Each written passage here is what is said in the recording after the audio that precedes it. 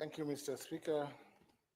I have three statements. The first statement is on the alarming rise in gas-related explosions. Mr. Speaker, I rise pursuant to Order 53.1 to request a statement from the Standing Committee on Energy regarding the alarming rise in gas-related explosions across the country. I'm alive that Senator Buru is the chair, which have led to significant loss of life, injuries, and destruction of property. In recent months, Mr. Speaker, Kenya has witnessed multiple incidents of gas explosion, including the tragic Embakasi gas explosion in Nairobi, which resulted in several deaths and hundreds of injuries. Mr. Speaker, similar incidents have been reported in Mombasa, including the case of Ms. Georgina Oko, a student at Alliance High School, who succumbed to injuries from a boiler explosion while on holiday. Additionally, gas leaks in learning institutions have posed serious risk to students, as seen in the Makande Girls Secondary School incident where eight candidates fainted due to inhalation of leaked gas. These incidents raise serious concerns about compliance with safety regulations, the effectiveness of regulatory oversight by agencies responsible for gas handling and distribution, and the preparedness of emergency response mechanisms. In the statement, the committee should explain the status of investigations into recent gas explosion incidents, including the findings and measures taken against those found culpable, while also investigating the level of compliance with safety regulations and licensing requirements by gas handling and distribution businesses. Two, indicate the steps taken by relevant agencies, including EPRA and the National Environment Management Agency, NEMA, to prevent illegal gas refilling operations. Three, state any measures being implemented to enhance public awareness on gas safety and improve emergency response mechanisms, outlining the safety measures implemented specifically in Kisumu County to mitigate risks associated with gas-related operations. Four, ascertain the emergency response protocols, routine inspections, and other safety measures, and frequency of safety inspections and reviews, particularly for facilities managed by the KPC, or Kenya Pipeline Company, to ensure that the residents of Kisumu County are adequately protected from potential gas-related hazards. And lastly, explain measures that the government has put in place to review and strengthen existing laws and policies governing the storage, transportation, and distribution of liquefied petroleum gas, LPG, to prevent future tragedies. Mr. Speaker, my second statement is on the promotion of alternative sports in Kisumu County. Mr. Speaker, I rise pursuant to Order 53.1 to seek a statement from the Standing Committee on Labor and Social Welfare regarding the promotion and development of alternative sports in Kisumu County and across the country. Mr. Speaker, while the mainstream sports like football and athletics receive significant attention and funding, there's a growing interest in alternative sports such as kung fu, roller skating, rugby sevens, and water sports. In Kisumu County, for instance, Mr. Speaker, many young people actively participate in these sports, but face challenges due to limited infrastructure and inadequate funding. Despite their potential to create jobs, empower youths, prevent crime, and position Kisumu as a sports tourism hub, especially in water-based sports in Lake Victoria, there's little structured investment in this discipline. The statement, Mr. Speaker, the committee should outline the Ministry of Sports plans to promote and develop alternative sports, particularly in Kisumu County, detailing steps taken to provide the necessary infrastructure, including the construction and upgrading of sports facilities, access to training equipment, and establish of talent development centers to support growth of this business. Secondly, state whether the government has policies or dedicated funding programs to support alternative sports, and if not, indicate whether there are plans to introduce such initiatives to enhance development and accessibility of alternative sports at both grassroots and national levels.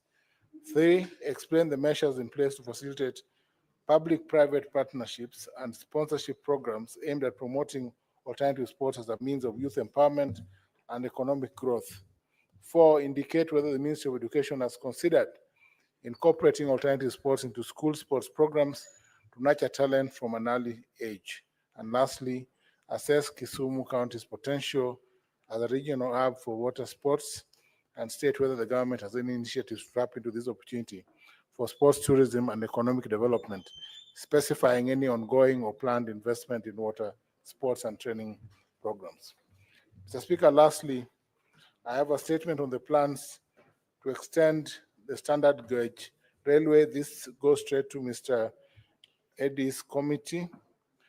I rise pursuant to Standing Order 53 to seek a statement of the Standing Committee on Roads, Transportation and Housing regarding the plans to extend the standard gauge railway to Kisumu County.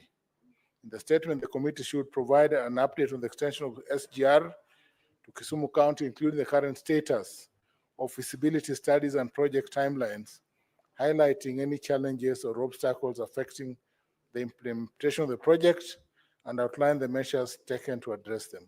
2, clarify whether the government has secured funding for the project, and if so, provide details on the specific sources of funding, including international lenders, bilateral agreements, or public-private partnerships, outlining terms of engagement, repayment plans, and any conditions attached to funding.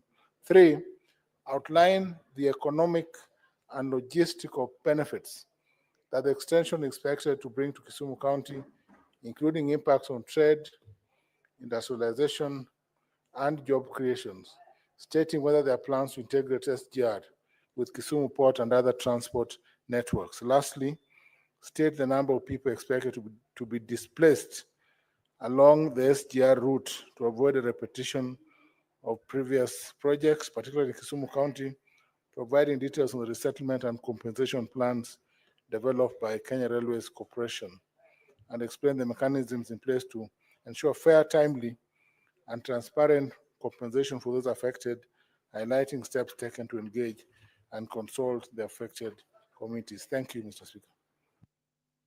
Senator Mohammed Chute.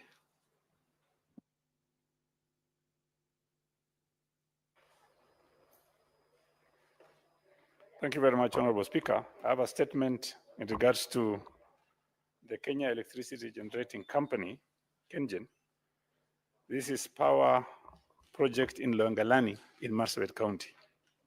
So, Speaker, sir, I rise pursuant to Standing Order 53-1 to seek a statement from the Standing Committee on Energy regarding the Kenya Electricity Generating Company wind power project in Longalani, Marsabit County. In the statement, the committee should, 1, provide details of the existing policies, agreements, and feasibility studies conducted concerning the wind power project, and explain the project's expected environmental and socio-economic impact, as well as its implementation timeline. Number 2, provide information on the land use, specifying the total land area required for the project, the site selection criteria, and the projected electricity output. Number 3, explain whether power generated from the project will be fed into a national grid or allocated for local consumption. Number 4, outline the direct benefits of this project to the Longalani community, including proposed compensation for land use, employment opportunities, and infrastructure development, and disclose whether adequate public participation was conducted before implementation of the project. Number 5, state whether KENGEN will establish an operational site in Loyangalani and provide the current status of employment opportunities for local workers and contractors. Finally, Honorable Speaker, number 6, specify the total investment in the project, including funding sources, government incentives, and the development of necessary infrastructure such as roadworks. Thank you very much, Honorable Speaker. A statement pursuant to Standing Order 57-1, the Senate Majority Leader.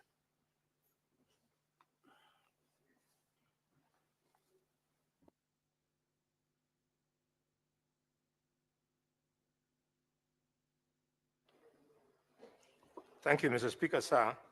This is a statement by the Senate Majority Leader on the business of the Senate for the week commencing Tuesday, 18th March 2025, pursuant to Standing Order number 57-1. That pursuant to Standing Order number 57-1, I hereby present the business for the week commencing Tuesday, 18th March 2025. Before I make the presentation, Mr. Speaker, allow me to give the status legislative business pending before the Senate. Therefore, 1, 55 bills, 43 are at the second reading, and 12 are the committee of the whole. 31 motions, which are pending conclusion. 36 petitions are pending conclusion, out of which 17 are due for reporting by the respective standing committees, and 540 statements pursuant to Standing Order number 53-1 are pending conclusion. 3, on the matter of petitions, honorable senators will recall that the standing orders were amended to have the reports on petitions debated and adopted. So far, the Senate has considered and adopted 8 reports on petitions. Standing Order number 225 of the Senate provides for follow-up on implementation of the Senate resolutions. I therefore urge the relevant standing committees to follow up on the same and ensure that the recommendations on the petitions are acted upon. I also take this opportunity to urge the standing committees that are yet to table reports on petitions to adhere to the timelines provided for in the standing orders. Mr. Speaker, sir, as honorable senators will note from today's order paper, orders number 8 and 9 relate to the financial matters which have timelines. Additionally, number 10 and number 15 relate to business awaiting division. I therefore urge honorable senators to remain in the chamber for the consideration of the reports of standing committees on finance and budget, on the budget policy statement, and the medium-term debt management strategy, and the divisions schedules to be undertaken today. Mr. Speaker, sir, on 18th March 2025, the Senate Business Committee will meet to consider the business for the week. The tentative business for that day will include business not concluded from today's order paper, as well as the business indicated in the notice paper. The tentative business for the morning sitting of Wednesday, 19th March 2025, will include the scheduled questions to cabinet secretaries as approved by the Senate Business Committee, as well as motions. The scheduled questions include the following. Question number 08 to the Cabinet Secretary for Water, Sanitation and Irrigation on the status of compensation of landowners who granted wayleave for the Lower Guja Irrigation Development Project by Senator Eddie Okech, MP. Question 09 to the Cabinet Secretary for Water, Sanitation and Irrigation on the status of construction of Thwakef Dam in Makueni County by Senator Daniel Maonzo, MP. And question number 02 to the Cabinet Secretary, Ministry of Foreign Affairs and Diaspora on the repatriation of Kenyan refugees currently residing in Ethiopia by Senator Mohamed Said Chute, MP. Question number 024 to the Cabinet Secretary, Ministry of Defense on the involvement of the Kenya Defense Forces in internal security matters by Senator Professor Tom Ojenda, Senior Counsel, MP.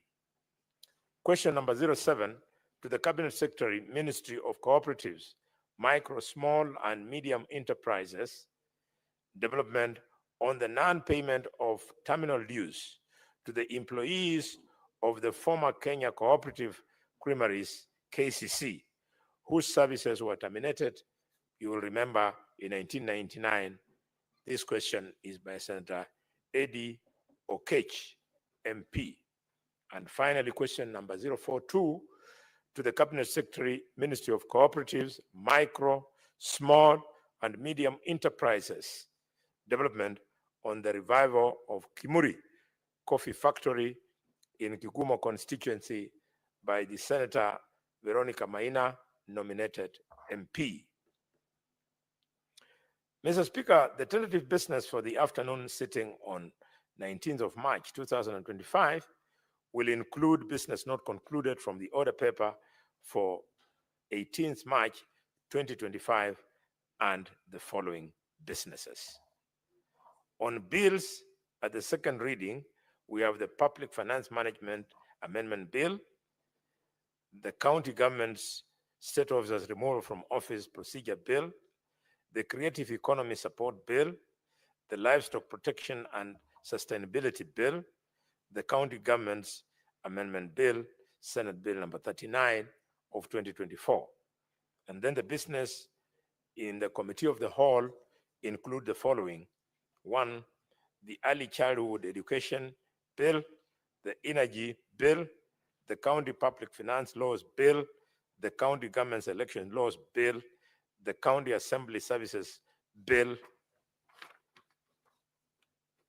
the Street Vendors Bill, the Local Content Bill, the Land Amendment Bill, the Cooperative Societies Amendment Bill, the National Disaster Risk Management Bill, and, Mr. Speaker, finally, business on motion.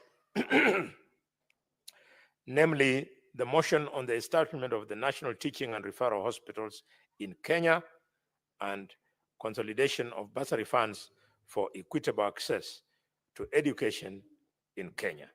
Mr. Speaker, sir, the projected business for Thursday, 20th March 2025 will include business not concluded in the order paper for Wednesday, 19th March, and any other business scheduled by the Senate Business Committee. I thank you, and I hereby lay this statement on the table of the Senate now this afternoon.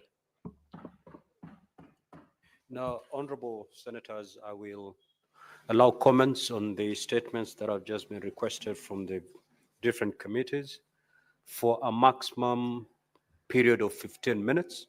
And therefore, if you get an opportunity to comment on these statements, kindly speak for not more than 3 minutes. Senator Beatrice Akinyi. Senator Eddie Okech.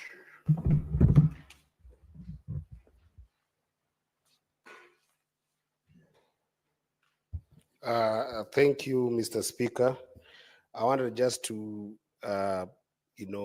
make a few comments on the statement by the senator for Kisumu, Senator Tom Ojienda, on the extension of SGR. I know it's coming to me and to our committee, the Committee on Transport, Roads and Housing.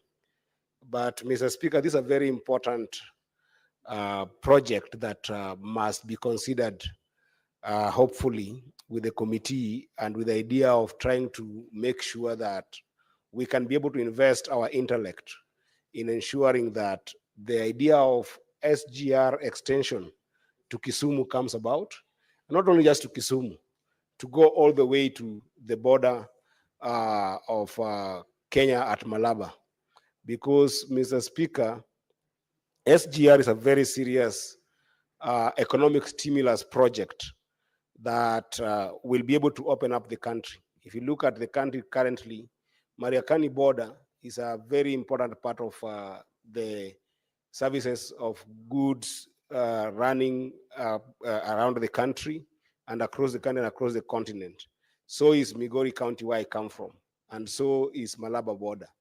And Mr. Speaker, the conceptualization of SGR was mistaken because initially SGR was thought to be an efficient means of transport for goods more predominantly, but now it is becoming a critical integration for moving labor in our country. And Mr. Speaker, I hope that with projects like SGR, we can envision how we can be able to move the labor so easily across the country. Even moving labor today in Nairobi alone has become a problem.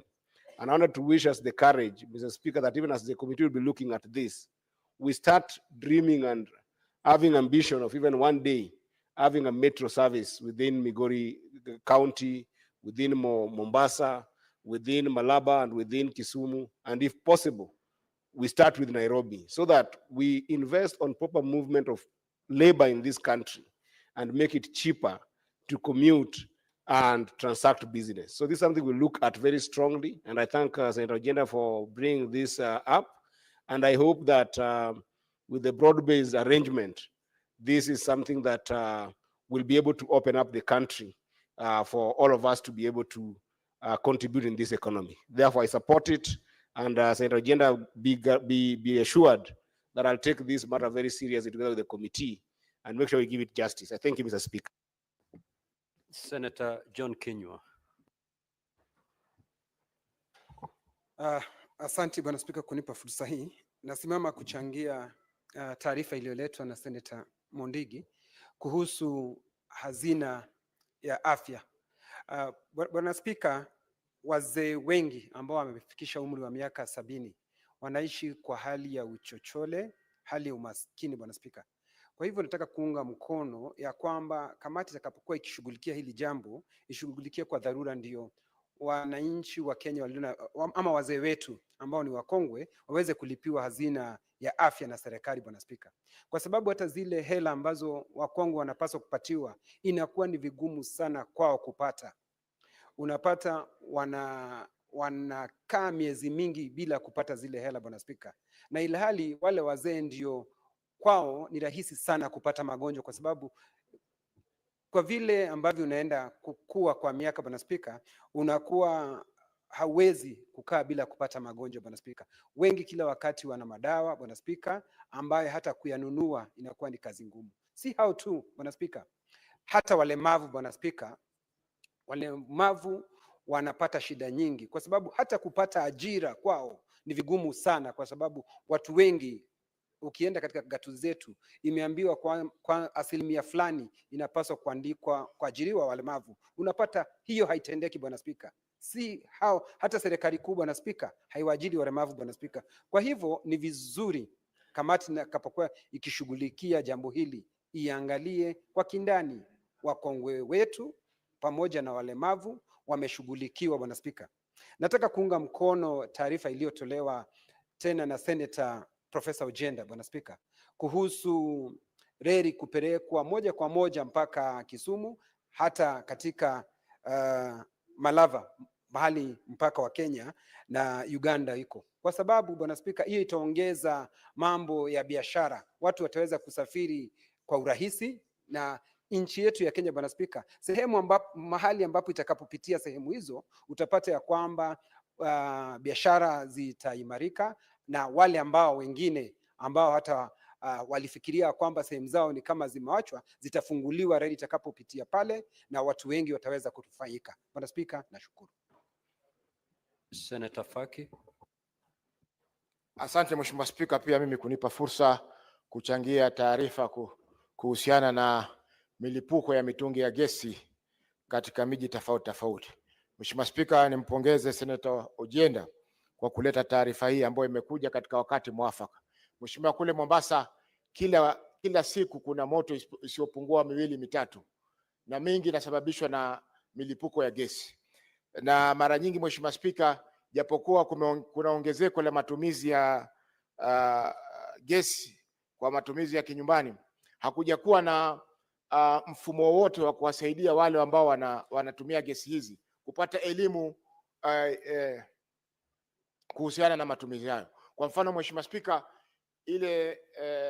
ule mpira ambao una connect mtungi wa gesi kuja mpaka kwenye kichwa ambako kinawaka moto, inatakana itumike baada ya miaka 2 lazima ibadilishwe. Lakini utapata wengine kutoka aliponunua mtungi wa gesi, ile pipe bado ni ile ile, na ile mara nyingi huwa inalika kule ndani, na ikilika inasababisha gesi kuanza kuvuja, na ikivuja ile gesi ndio inaweza kusababisha mlipuko ama moto bila matatizo yote. Kwa hiyo Mheshimiwa Spika, jukumu hili la kupambana na moto pamoja dharura nyingine ni jukumu ambalo liko katika kaunti zetu.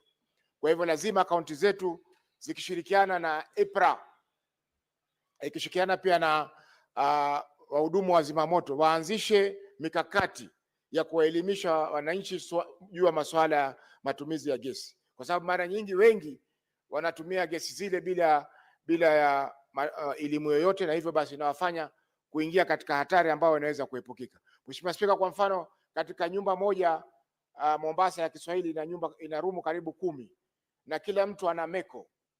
Kwa hivyo moja ikilipuka utapata milipuko 10 inalipuka kwa wakati mmoja, kwa sababu ule moto unasambaa kwa haraka na vile vile inakuwa ni hatari kwa binadamu na vile vile pia kwa rasilimali ama majumba ya watu hao. Asante Mheshimiwa Spika.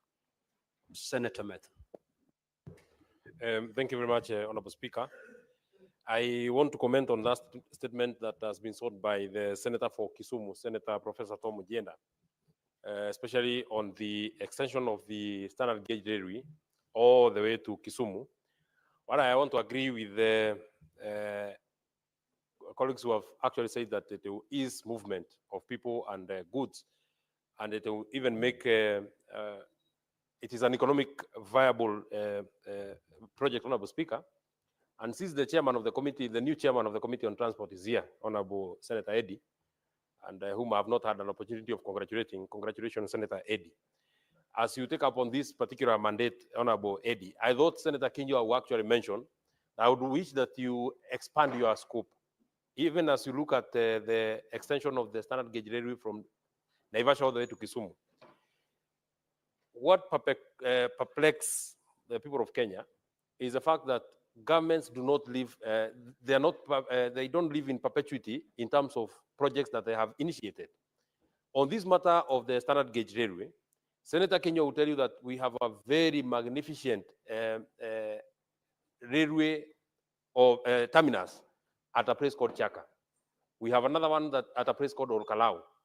The railway between Gilgil or Kalau to Nyahururu was rehabilitated.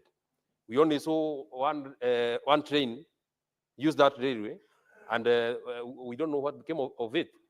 Senator Kenya will also tell you, there was even a standard gauge railway that was done all the way to Nanyuki in Laikipia, but nothing has been done to this effect, or we don't know what became of that particular project. We have a very magnificent railway terminus at Olkalau. We only see it as a white elephant. It was done, it was commissioned, it was opened. Nothing to show for it. The money of the people of Kenya was spent on these particular projects. What became of these projects, Honorable Speaker? Because we cannot just abandon, just because they were started by Uhuru Kenyatta. Nothing is being done to it, Honorable Speaker. I know these are capital projects. These are not small projects. These are not the small projects of 1 million chapatis, for example. These are capital projects that, Honorable Speaker, a lot of government money has been pumped on these specific projects, Honorable Speaker. We would want to know, Senator Eddy, as you bring that particular report, we would want that report to be very exhaustive. On the day that we invite the Kenya Railway Service, ensure that these questions do not now come with other senators, Honorable Speaker. Get as many answers as you can so that we're able to serve the people of Kenya better. Asante. Senator Onyonka. Thank you, Mr. Speaker. I would actually like to pick up from where my brother, Senator Methu, has stopped, and that is Senator Ujenda. Thank you for raising that issue. I hope, Mr. Speaker, that when this SGR is going to be laid out, that Kisii will not be forgotten. There has been an announcement which was made by the government that the SGR would actually pass through a place called Nyamira and then go down towards Kisumu. Number two, Mr. Speaker, I really hope that the government realizes that SGR from Mombasa to Nairobi has a bad name. We spent excessively. Nobody knows the details of the agreement. I hope that the government will take it upon itself to even do comparative analysis and look at what Tazara Railway has been given from Dodoma to Moshi. It is important that we compare what our brothers in the East African region have been given, so that then we can look and see whether we are getting value for money. If this project is complete, as the senator of Kisii County, I would be extremely happy, because at least I'll be taking the railway line to Kisii when the Mai Mahiu line Honorable Halwale when it's not working. The second issue I would like to seriously look at, Mr. Speaker, is the question as a statement that has been sought by Honorable Chute. Honorable Chute, with all accolades, this is an important question. Lake Turkana wind power has been generating power from Samburu for the last 7 years. The amount of money they make, nobody knows. The amount of capital investment which was done, nobody knows. There was a standard agreement between the amounts to be shared with the local community under the 30-70 rationale. That hasn't been made very clear. And the information that some of us, Mr. Speaker, are getting is that Lake Turkana wind power is now basically providing CSR services, do toilets, provide one borehole here and there. And yet the amount of land that Lake Turkana wind power took is more than 170,000 acres of land. The community and the people in this area have never been compensated since this project started. The owners of this company, it's assumed they are foreigners. I used to believe that the local community at least should have been given even one simple director, or even make sure that some of the children from these areas can be taken to university so that one day they'll take over the running of the project. Secondly, Mr. Speaker, KenGen is now, they want to do a second phase of this project. I believe that this is a very good idea, but how I pray that this project. Give the Honorable Senator 1 minute to conclude his remarks. Thank you, Mr. Speaker. How I wish that these projects can be open, transparent, at least, Mr. Speaker, not to all Kenyans, not to all senators. We have the Transport Committee. So my suggestion would be, let the government disclose and tell the committee of this house what it wants to do with KenGen, how much it's gonna cost, whether it's a PPP. Nobody objects that PPPs don't work. But once they're transparent and accountable, Mr. Speaker, nobody would have an issue as to what project is going to be successful. Thank you, Mr. Speaker, and I really give a lot of accolades to Honorable Chute for bringing this very important matter. Thank you. Senator Boni. Thank you, Mr. Speaker. Mr. Speaker, very quickly, congratulations, Professor Tom Ojienda. I thought your thinking is limited to law, but I can see you appreciate business.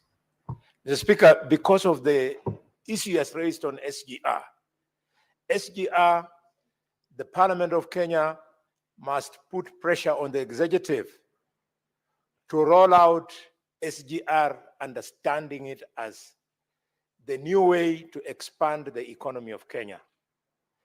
Kenya's largest trading partner is Uganda. And therefore, if this SGR will go that direction, then we are speaking to the big picture. Mr. Speaker, I therefore want us to please Senator Onyonga in Nyamira and Kisii there, and then the people of Kisumu, fine. But let upon that development ending, it be remembered that SGR must run all the way to Malaba through Webuye and Bungoma. That is the route for doing business, Mr. Speaker. Finally, Mr. Speaker, the executive cannot afford to be doing things half-hearted. The SGR that is currently there is useless. It's a slow thing. We must invest in electric trains. The modern way of transporting goods is guided by speed, and the speed that will make a difference is the electric train. Why we are not developing the electric train, God knows. We are doing technology which, Mr. Speaker, is decades old. We must remain as Kenya on the cutting edge. We do modern things quickly. Finally, Mr. Speaker, governors, you are not doing us a favor. I want to address our good governor of Nairobi. I can see you have totally lost focus. The purpose of the governor of Nairobi is not to feed people. The purpose of the county government of Nairobi is to open up the economy of Nairobi, Mr. Speaker, the governor of Nairobi should not be talking about chapatis. He should be talking about underpasses, overpasses, metros. That is the future. The people you will employ in those areas I've mentioned will feed their children. So when I see him talking about chapatis, I say, this thing of saying that the youth should ascend into leadership is a lie. Thank you, Mr. Speaker. But it is true. It is. He's talking about chapatis. Soti, Senator Soti. Thank you, Mr. Speaker. Mr. Speaker, I want to make a comment on the statement by Senator of Kisumu, Senator Ujenda, on the extension of the standard gauge railway to Kisumu.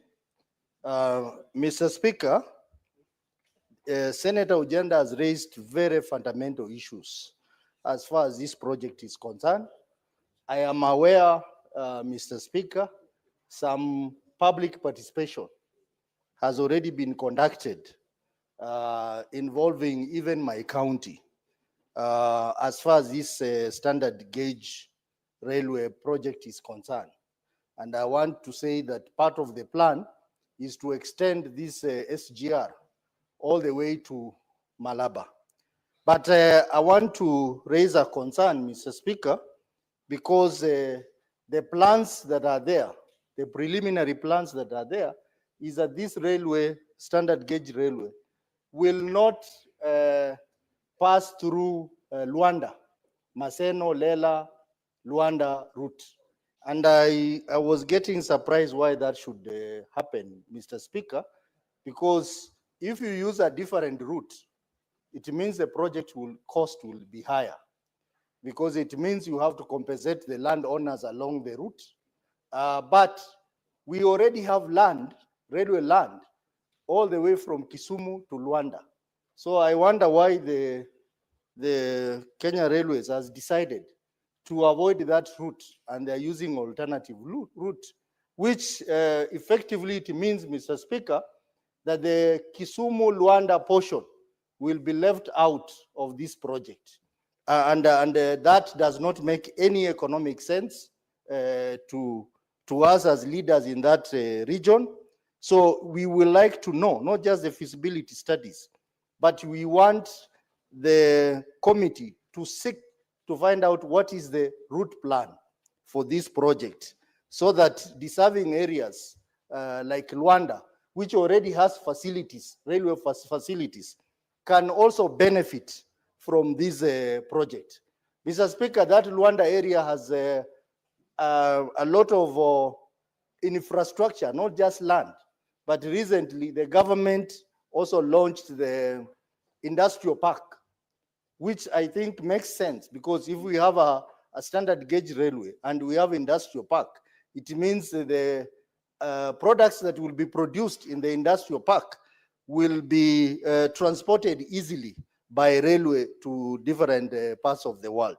So I think this project needs to be relooked at, because already it is showing signs of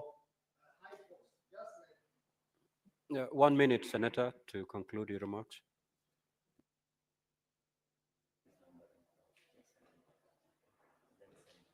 already it is showing signs of high cost, because clearly the planners of this, the plans they have in mind is to try and divert the railway line to areas where they can have land negotiated and bought, and leaving out areas which already have land, like the patch between Lela, Maseno, and Luanda. So, Mr. Speaker, I think I fully support this statement. And when this matter was brought to me, I opposed and said it is not fair to exclude the Vihiga area, particularly Luanda area, from this project, Mr. Speaker. I support this statement by Senator, my neighbor, Professor Tomo Ojenda, who has now officially rejoined the ODM party. Next order. Order number 8, motion, consideration of the report of the Standing Committee on Finance and Budget on the 2025 budget policy statement. The Chairperson, Standing Committee on Budget, on Finance and Budget.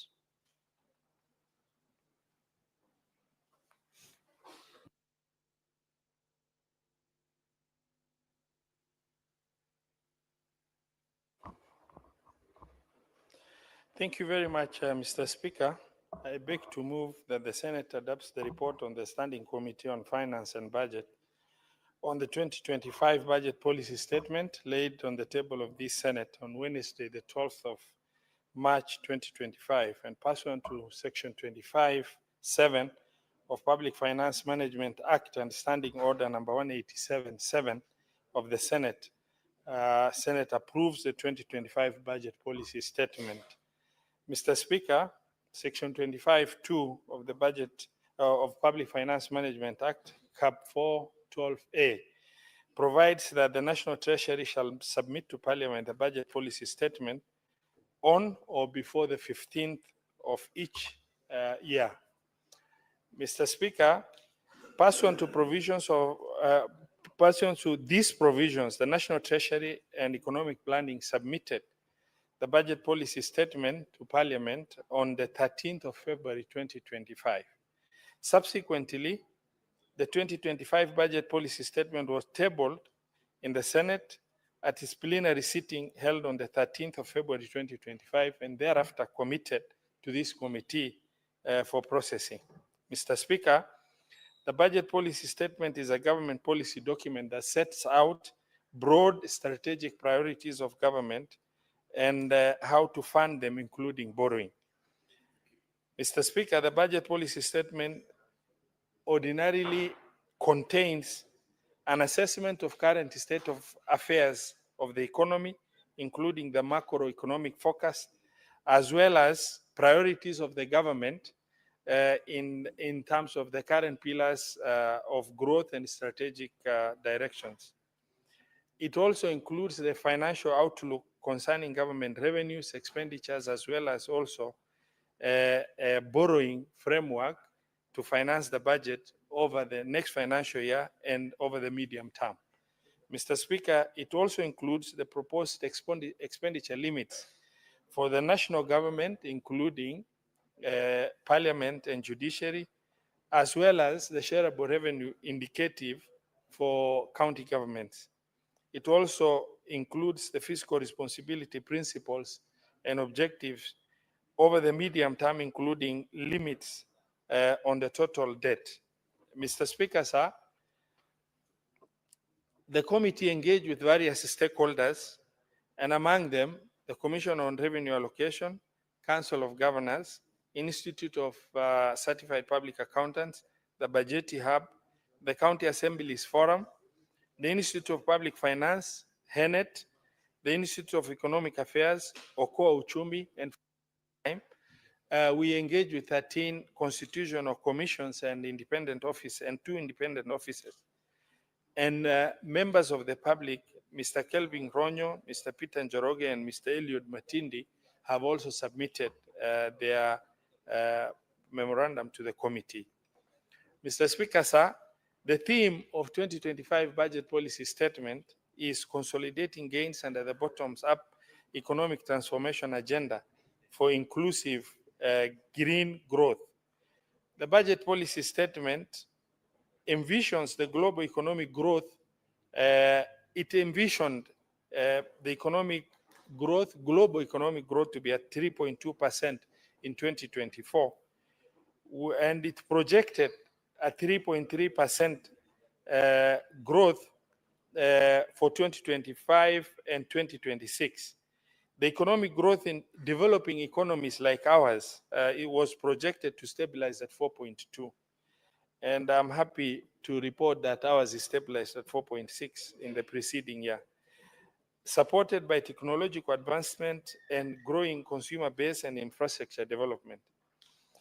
Mr. Speaker, sir, the National Treasury projected initially the economic growth for 2024-2025 at 5.6, but the actual performance declined to 4.6 for that projection. And the budget policy statement projects that in the coming year, 2025, 2026, 2026, 2027, the economy to grow at 5.3% in both those 2 years. This growth is expected improvement from 4.6 is attributed to expected agricultural performance favorable in the current financial year to continue in the coming financial year, supported by also government policies such as subsidized fertilizer and also stabilization of our currency. Mr. Speaker, sir, the budget policy statement indicates that inflation has gone down and remained within the 5% target band since 2024. It was primarily driven by substantial drops in energy prices across, which is global, and ongoing modernization of, moderation of food prices. And the food prices have also stabilized. Mr. Speaker, sir, key contributors to the decline overall inflation are consistent negative growth in fuel and food prices in the country between January 2024 and January 2025, especially due to currency appreciation of the Kenya shillings, which now stands at about 128.5 to the dollar. Mr. Speaker, sir, under the revenue outlook, the projected total revenue collection for financial year 2025-2026 is Kenya shillings 3,385.8 billion, which is about 17.6% share of the GDP.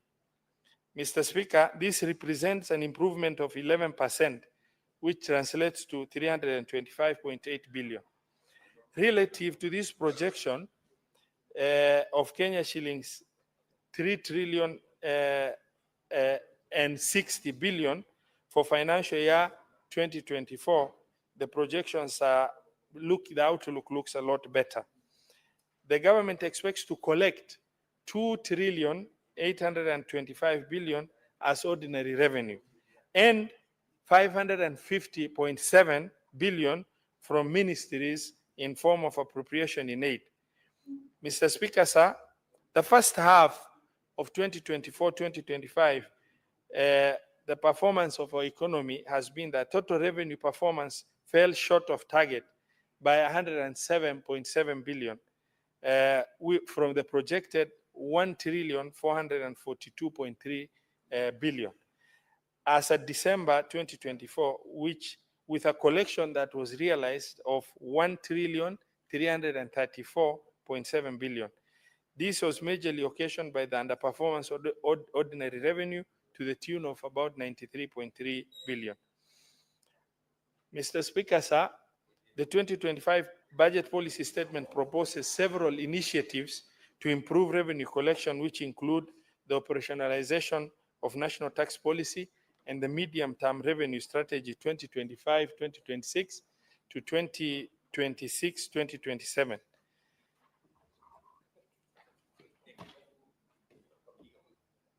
Mr. Speaker, sir, the proposed overall budget for the financial year 2025-2026 is projected to be at 4,336.1 billion, which is 9.8%, translating to 387.7 billion, above the approved expenditures in supplementary estimates 1 for financial year 2024-2025. The main drivers of the increase in the proposed expenditure, Mr. Speaker, are the national government ministerial expenditure, which is set to increase by 11%, which translates to 261.6 billion. Increased expenditures under consolidated fund, CFS, of 131 billion, and the projected fiscal deficit for financial year 2025-2026 at 831 billion, which stands at 4.3% of the GDP. From the actual borrowing for financial year 2023-2024, which was 880.5 billion. Mr. Speaker, sir, the shareable revenue, ordinary revenues, is expected to grow from the projection of 2,575.9 billion at the end of financial year 2024-2025 to 2,835 billion in the financial year 2025-2026. Out of this, the budget policy statement proposes to allocate 405.1 billion to county shareable revenue, which is equivalent to 14% of the shareable revenue, translating to about 17 billion increase from the current 387.4 billion allocated in financial year 2024-2025. Mr. Speaker, sir, the government proposes an additional allocation to county government to the tune of 69.8 billion in the financial year 2025-2026 as additional revenues to county government. The additional resources are conditional grant translating to 12.89, which is directly by the national government, and proceeds from loans and grants from development partners translating to 56.91 billion. Mr. Speaker, sir, in the financial year 2025-2026, the government proposes to allocate 10.5 billion to equalization fund, out of which 7.8 billion is the 0.5% constitutional requirement and 2.7 billion as contributions towards arrears of equalization fund, which has never literally worked. And the arrears now stand at almost 39 billion. Mr. Speaker, the fiscal risk relating to county government also has been indicated in the budget policy statement. From a projection of 80.9 billion of ONSA's revenue collection, the county government for financial year 2023-2024 only managed to collect 58.9 billion, which is which indicates a revenue shortfall of 22 billion. Mr. Speaker, the committee held a total of 12 sittings to deliberate on budget policy statement and made several observations, which include the proposed revenue mobilization strategy as contained in the budget policy statement for 2025-2026 is similar with the one that they proposed in 2024-2025 budget policy statement, which raises concern about the effectiveness of these initiatives in regard to expected robust revenue performance as projected by the BPS. Mr. Speaker, the planned borrowing of 684.2 billion from the domestic market and 146.8 from the external sources to finance the projected budget deficit of 831 billion for financial year 2025-2026 may lead to crowding out private sector lending, as banks will prefer lending to government over the private sector, which also poses a major risk to the private businesses in the country. The most preferable situation is that of larger borrowing from the international lenders and limit the borrowing from the local market.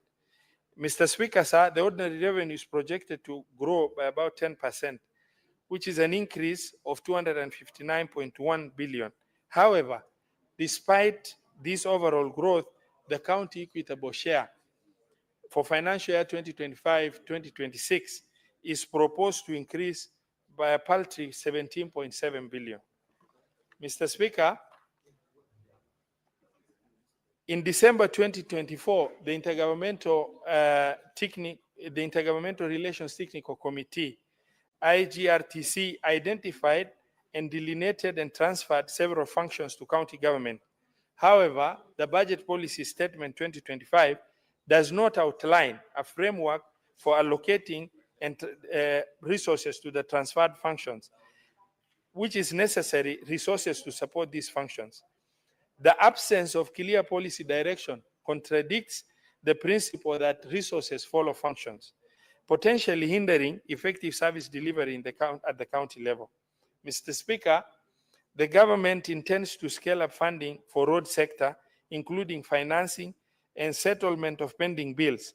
The road sector, as you know, is very, very key to mobility and economic performance of this country. However, Mr. Speaker, there are limited finances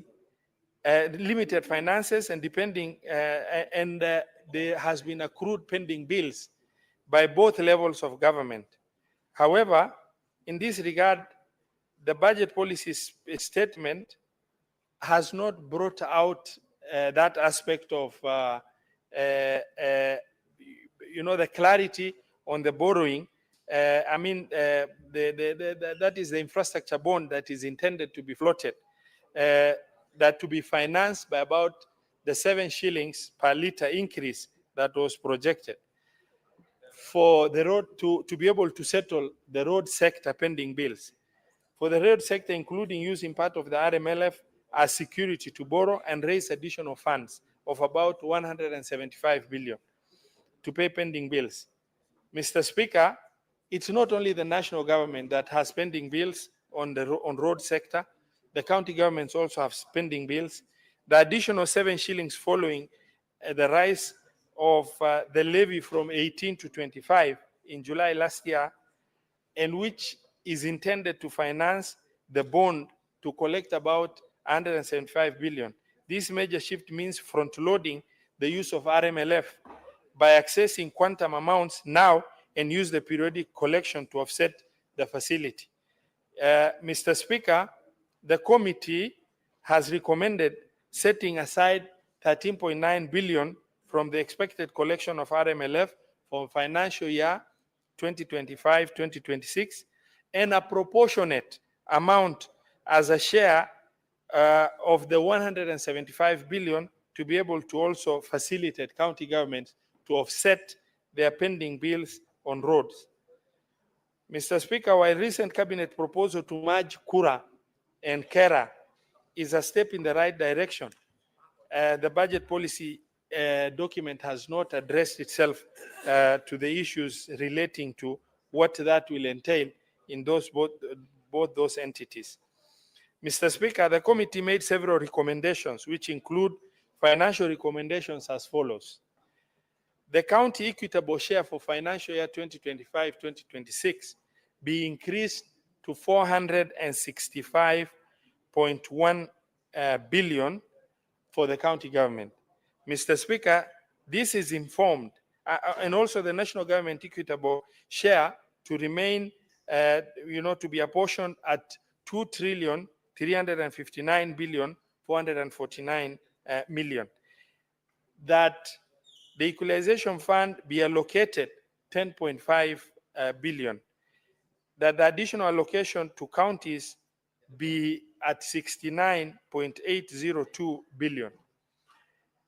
That the commissions and independent entities that appeared before this committee have presented very justifiable reasons why some adjustment in terms of budgetary allocation is to be realized. The cumulative allocation proposed by the committee, Mr. Speaker, is about 2.4 billion for financial year 2025-2026. Mr. Speaker, the justification by the counties, by the committee for the proposal of 465 billion to a shareable revenue to county governments is as follows. The committee's recommendation on the county equitable share to be set at 465 billion is informed by consideration of the prevailing economic conditions in the country, such as general economic performance, expected revenue inflation factors, among others. Further, the committee took into account the non-discretionary expenditure from the national government priorities expected to be implemented by the counties. Mr. Speaker, the 465 billion is based on approved Division of Revenue Act number 7 of 2024, which contained an allocation of 400.01 billion, adjusted by an inflation factor of about 4%, bringing that figure to 416 billion.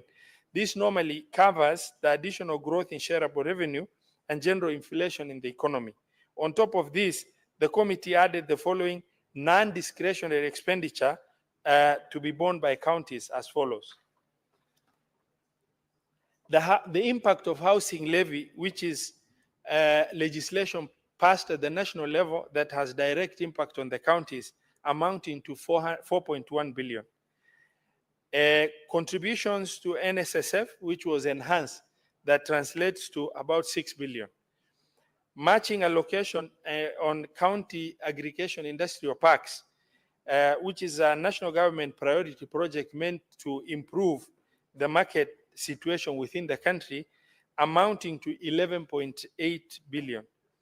Matching allocation to community health promoters, which was a pronouncement of the national government, amount which is shared on 50-50, amounting to 3.23 billion.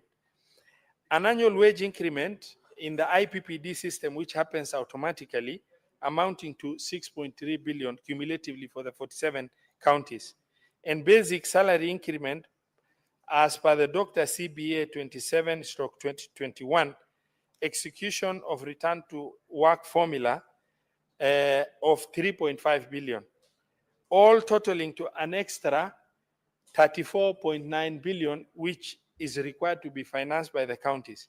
Mr. Speaker, at this juncture, allow me to inform or bring to the attention to the Senate that from the time we suffered COVID-19, shareable revenues to county government have stagnated. For 2 financial years, it remained 370. Then there was marginal adjustment that moved it to 385. And then the only reasonable movement upward was when we proposed 400, and that was later through an amendment to Division of Revenue Act brought down to 387.7, meaning the county governments for an approximate almost 4 to 5 years have not realized any substantive revenue increase, while the revenues of government have continuously performed well in terms of increment year after year, which justifies the certain position that the position that we as the committee recommends for the House to adopt. Further, it is expected that sharing of equitable revenue among counties in financial year 2025-2026 shall be used based on the proposed 4th basis of revenue sharing, which, based on the controversies that crowded the 3rd basis of revenue sharing in this same Senate, we envisage a challenging situation ahead. And because of that, the committee in its wisdom has proposed 14 billion to cushion all counties from transitional effects of the new basis of revenue sharing. All these add up to 465 billion, and hence the committee recommends the House to adopt this county equitable share for financial year 2025-2026. Finally, Mr. Speaker, I appreciate all stakeholders who appeared before this committee. Other than our traditional stakeholders, Mr. Speaker, we have engaged with 13 constitutional commissions and 2 independent bodies for the first time. And I also want to extend our appreciation to the members of the Committee of Finance and Budget who had to endure long hours to be able to engage with these strategic stakeholders to take their input. I also wish to appreciate your office, Mr. Speaker, and that of the clerk for facilitating committee activities flawlessly without any hitch. Lastly, Mr. Speaker, I request honorable senators to approve the committee's report on the 2025 budget policy statement. And as I move, I wish to request my brother, Honorable Senator Dr. Boni Kalwale, to second. Thank you, Mr. Speaker.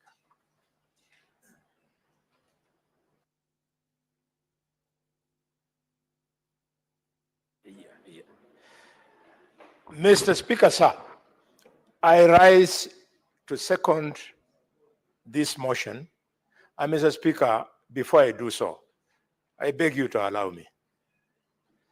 This chairman who has just presented this, moved the motion, Eddie there, Okech, and myself,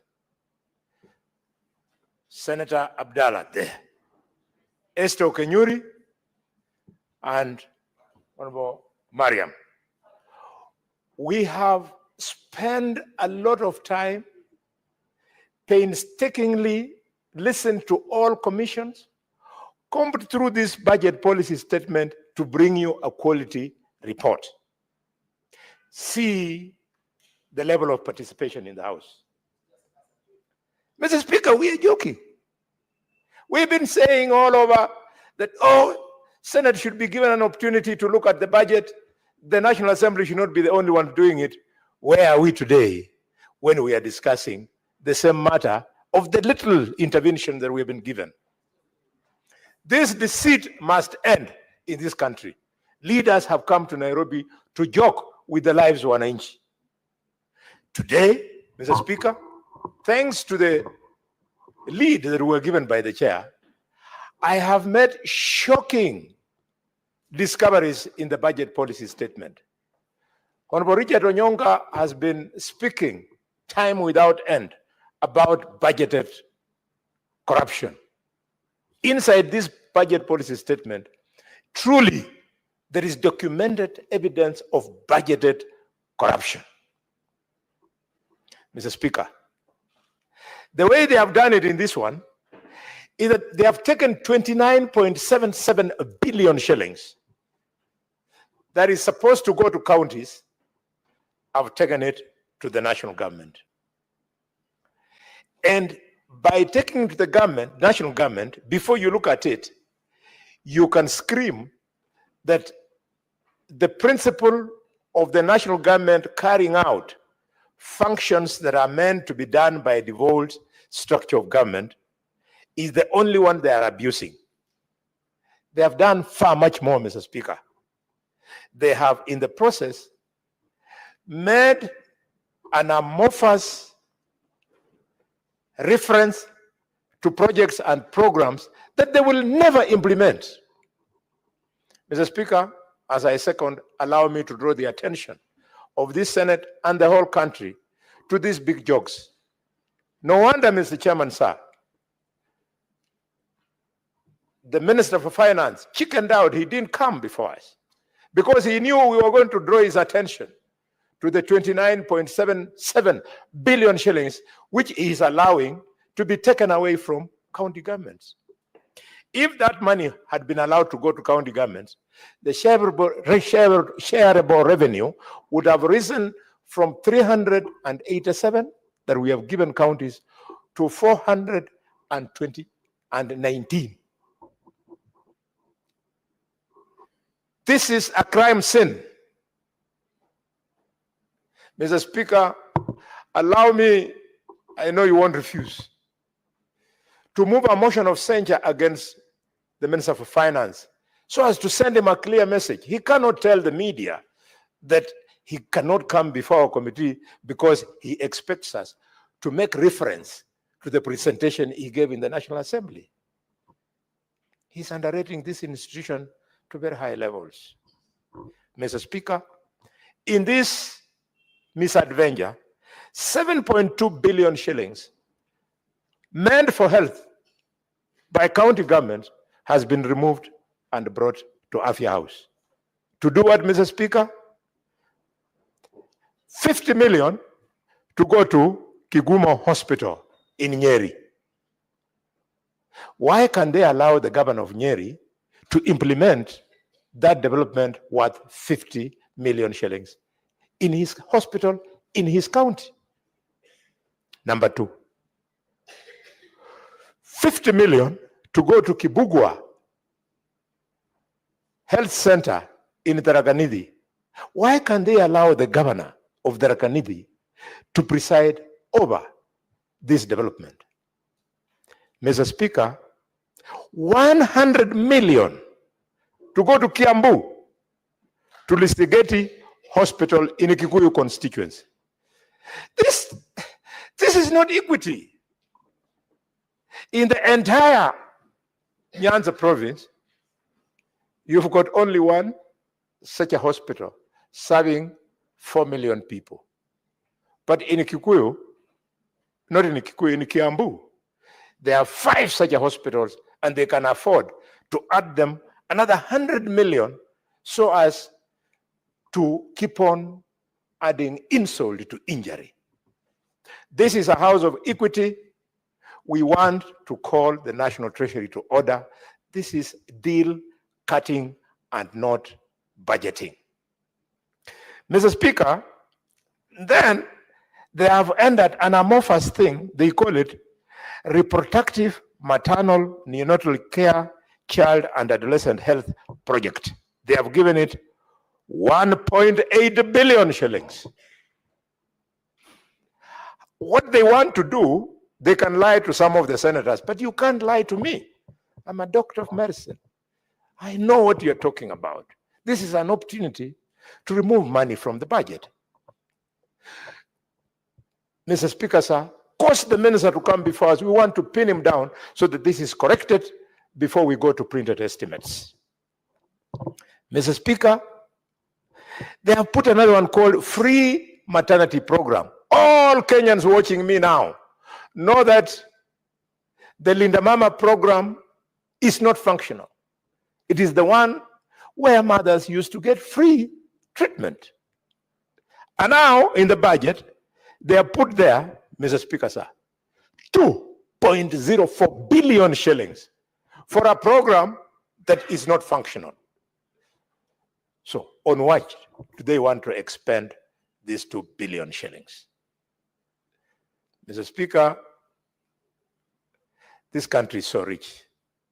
I mean, if we can afford the luxury of billions just disappearing out of your house, imagine if that money would be pumped into our schools, would be pumped into our hospitals.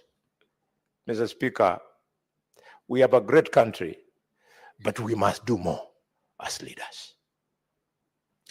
You go to Mr. Speaker, the road sector. Projects that should have been done by county governments worth 1.011 billion shillings that have been taken to the national government. To do what? To work on rural access roads in Kajiado, 65 million shillings. Why can they allow Governor Lengu of Kajiado to have these 65 million shillings, and he will decide using his county assembly on which access roads in Kajiado can be done. It simply means they want him to use the paltry budget that he has to fix those, and then there'll be double accounting. The guys at Ministry of Health, they'll say those roads were fixed at 65 million. It's only Parliament which can correct that. And we happen at this time to be the parliamentarians. Mr. Speaker, I don't know in Kilifi. That's where you're born and bred and where you live. I don't know the senator of Mandera. On your way from Isiolo all the way to Mandera, have you ever in your life seen a project of the government constructing bus stages? Have you seen it? That these are stages, modern stages being constructed. You go to Kigali in Rwanda, they have constructed proper stages. We have none. And yet, in this budget, Mr. Speaker, budget line number 10911752000 is for construction of such stages. And how much money is set aside? 203 million. That will never be spent. That will make some people look richer than me. You are not richer than me, I'm telling you. You're so poor. You're going to go to your graves with a big debt of 203 million, and I'll walk to heaven with no debt of stolen money. Mr. Speaker, we cannot allow the executive to get away with this. 203 million to construct bus stages, and yet you have never seen one in Cliff, Migori. I don't know whether you've seen. I have served this country, Mr. Speaker, as a doctor in Kwale County, Mombasa County, Kisii County, Nairobi County, Kirinyaga County, and Kakamega County. I have never seen bus stages being constructed. This is theft. Mr. Speaker, sir,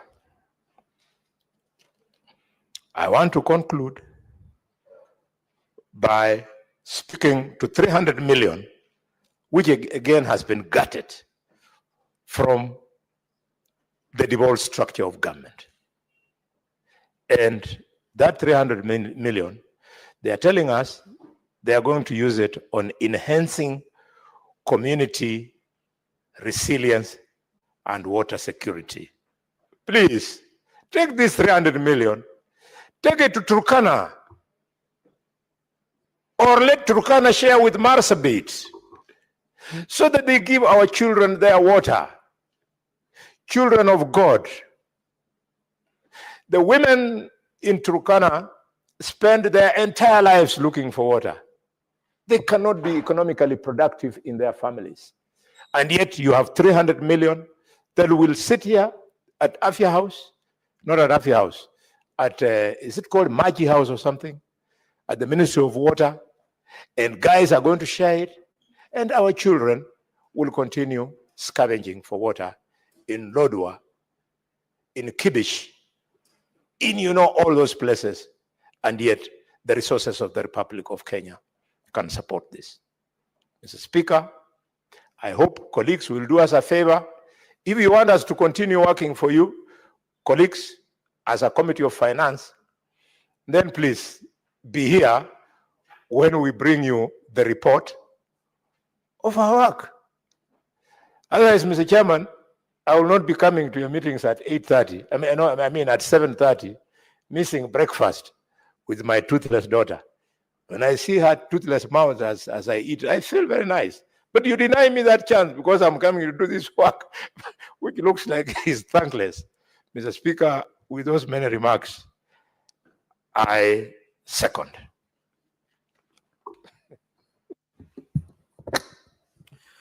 Now, honorable senators, I'll proceed to propose the question that the Senate adopt the report of the Standing Committee on Finance and Budget on the 2025 budget policy statement laid on the table of the Senate on Wednesday, the 12th March of 2025, and pursuant to Section 25(7) of the Public Finance Management Act and Standing Order 186(7) of the Senate, approves the 2025 budget policy statement.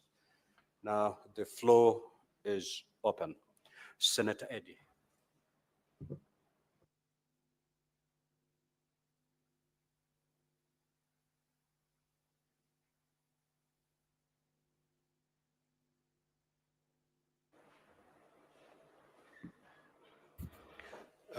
Mr. Speaker, I want to thank you for giving me this opportunity to also share some thoughts on this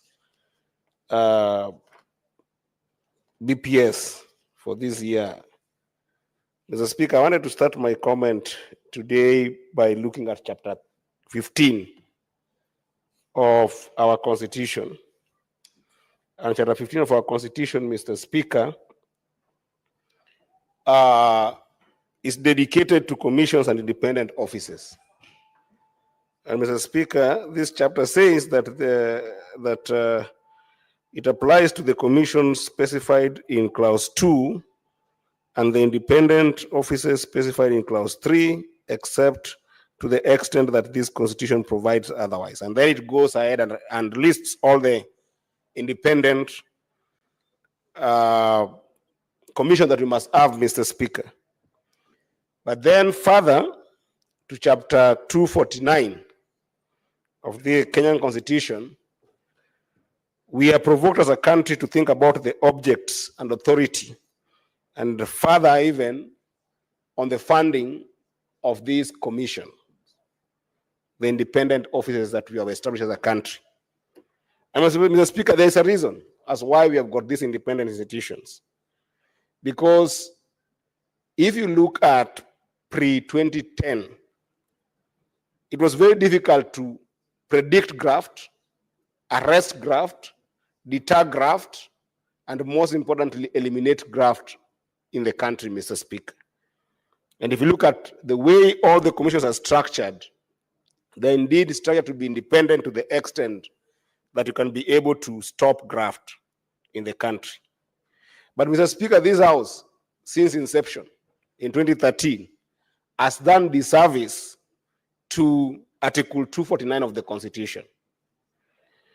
Because in Article 249 of the Constitution, it talks about 249.3 that Parliament shall allocate adequate funds to enable each commission and independent offices to perform its function, and the budget of each commission and independent offices shall be a separate vote. What this means, Mr. Speaker, is that while in the mind of our colleagues in the National Assembly, the Senate is not supposed to participate in the budget-making process in terms of active allocation and in terms of thinking about strong money bills that come out of this House, as Mr. Speaker, this particular article of the Constitution makes it mandatory that the Senate must indeed participate in this process. And I want to congratulate this committee because for the first time, Mr. Speaker, all the commissioners were invited as partners to be able to submit and to be able to give this a bird's eye view position on the challenges they are facing in the budget making process. Why am I highlighting this, Mr. Speaker? I'm highlighting this because the CS of Finance and Budget, who actually used to be my party chairman, disparaged this committee by not showing up to be able to listen to what this committee has as concerns in this budget making process and the budget policy statement that is going to be a crux of what is going to inform the finance bill that will come in the next few coming months, Mr. Speaker. So it's so wrong for my former chairman of ODM and the current CS, John Mbadi, not to pay attention to what this House has to be able to contribute to this budget-making process. Mr. Speaker, it's so bad to the extent that if you look at the submission made by, for instance, the controller of budget, one of the biggest problems that we've been struggling with as a House that is supposed to do oversight on counties is the issue of automation of processes of requisition of money going to our counties. And Mr. Speaker, this is how this process works, which is why, Mr. Speaker, if you look at this report, the committee has actually recommended significantly marginal increase on the money that is being given to these commissions. We have recommended about 10% on average to all the other commissions. And I think that the commissioners, I hope that they're listening to this House, that they must be added money to effectively make sure that there's no graft in our county. And there have been added money to make sure that there's no graft within the nation of Kenya. Because the two watchdog commissions, Mr. Speaker, the Auditor General and the Controller of Budget, have rightfully gained our respect from their submissions to make sure that they can be able to have up to 20% increment of the money that they envisioned, that the National Treasury envisioned at what they should be given from the budget policy statement. And I'll tell you why, Mr. Speaker. Because of time, I just use an example of lack of automation of requisitions that Controller of Budget has to deal with every single moment. Mr. Speaker, today if you go to our counties, and this exercise we went through with the Finance and Budget Committee when it came from Migori County, if you go and look at the kind of requisitions that are made, for instance, Mr. Speaker, you'll find that the Controller of Budget is given requisition with invoices for commercial entities that have done supplies in counties or have done any kind of works in counties to the tunes of X amount of money. And then after giving the authorization that is required by the Constitution under 225, Article 225, after giving authorization to governors, they will then go and in the IFMIS and IB, you will find that now those invoices are no longer there. If there were 100 invoices given to Controller of Budget at the time of requisition, when you go at the time of payment, you'll find that one invoice now is being given, consolidating all the other stakeholders who had supplies to a county, consolidating one invoice at the point of payment, to the extent that voiding has become part and parcel of our DNA for payment.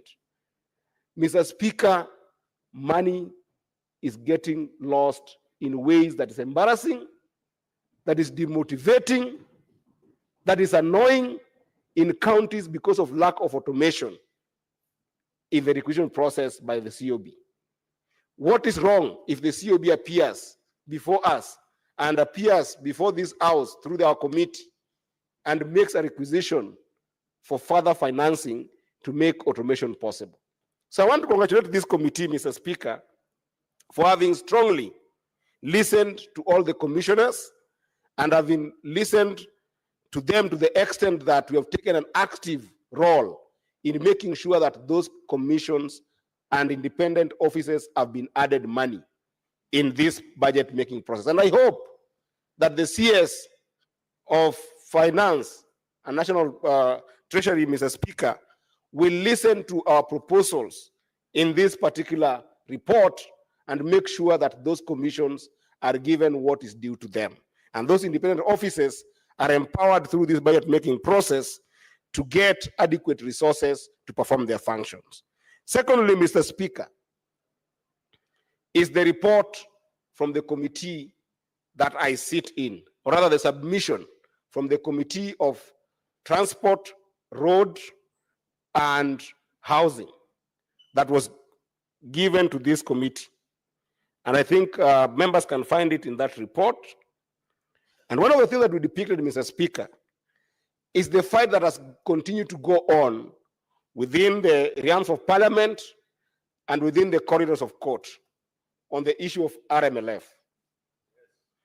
Mr. Speaker, this is a fight that in this report, we have said that if this report passes this in this house, when the finance bill comes to these houses, Mr. Speaker, and the issue of RMLF is not solved according to recommendations made by this committee, in this report, we will not pass subsequent budgetary bills in this house. And there's a reason to why, Mr. Speaker. RMLF, right now, you know that when it came about, the government was taking about 18 shillings from RMLF. From that 18 shillings, there's been a contention, time without number, on 10 billion that is supposed to go to counties for a very simple reason. They are county roads, they are national government roads. All these roads are being used by Kenyans, and you cannot take money from a levy that you're taking from Kenyans and choose to give one part of the government money to maintain those roads, and the other is denied. Mr. Speaker, the problem is so endemic that today I was dealing with a matter of Sangalu to Sangalu to it's called what? Where Senator Sifuna comes? The home of Senator Sifuna. Kandui. Mr. Speaker, there's a road there that is extremely important for the performance of businesses in Bungoma County. It's just about 6 kilometers worth of road. It's a national road, the Sangalu-Kandui Road. And that road, it was given to county government to do it. And it is taking a hit on county government because it needs about 1.2 billion to be able to do that road. That 1.2 billion, Mr. Speaker, is taking a hit on the county government of Bungoma.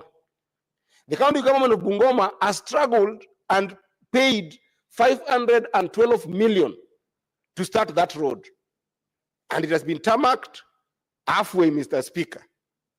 But then, when you look at the portion that the national government was supposed to do, Mr. Speaker, that has made that road stall, and now forcing the county government of Bungoma to start thinking about budgeting in this year's budget to put another 212 million to be able to continue with the construction of that road, Mr. Speaker, it is unfair.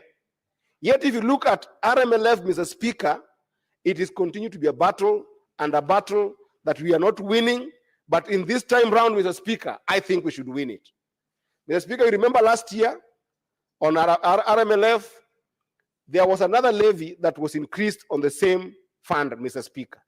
7 shillings that was added on motorists. That 7 shillings, Mr. Speaker, was to further enable RMLF continue being strong in terms of financing maintenance of these roads, Mr. Speaker. That means that today we are taking up to 25 shillings out of Kenyans to fund RMLF. But now, Mr. Speaker, in this BPS, the 7 shillings is actually not proposed to go and take care of roads that are supposed to be maintained. What is happening, Mr. Speaker, is that the 7 shillings has been put into a road bond, and that road bond has been floated into the capital markets, and I think that already Trade Development Bank and other banks are participating, so that the bond is going to help the national government deal with the backlog of pending bills on existing projects. Because currently, Mr. Speaker, the national roads have got a pending bill of about 175 billion.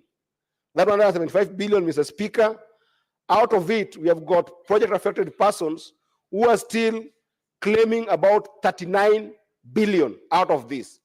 And it means, Mr. Speaker, that if it is not solved, it becomes a crisis.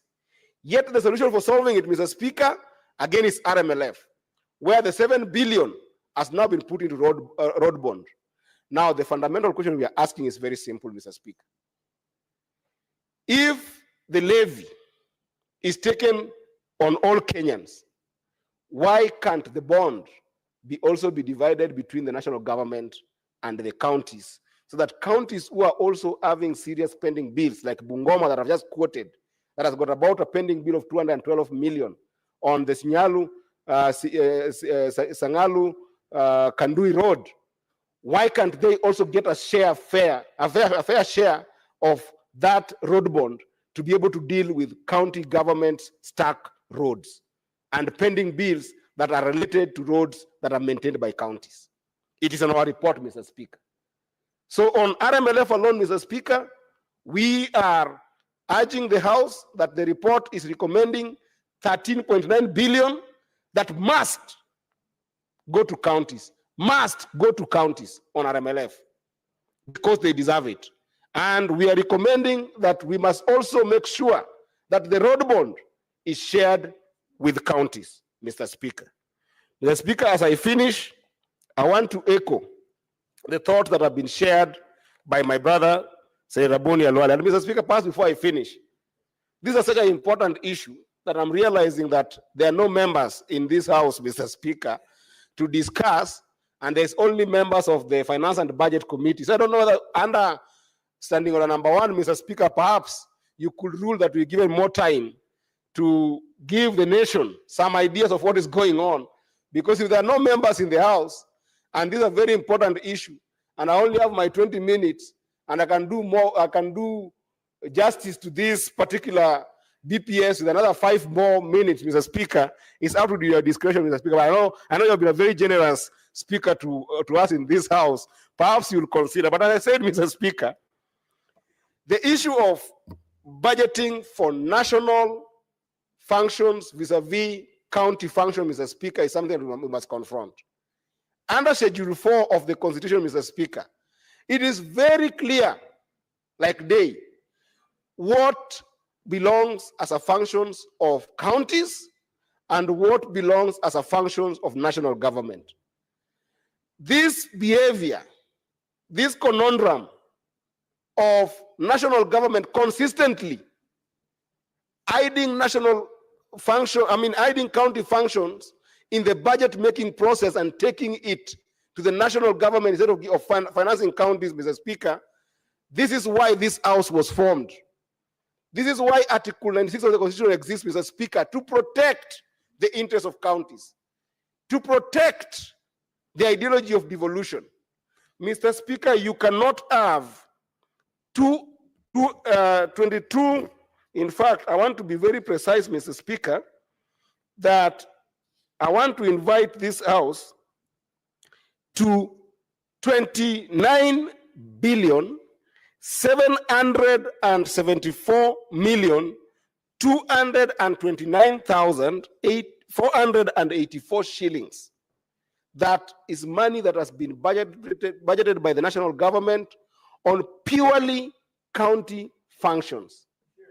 There is no any excuse structurally, ideologically, financially, operationally, politically, in whichever form you take it, Mr. Speaker, even in economic policy, there is no any excuse to have these monies go to national government.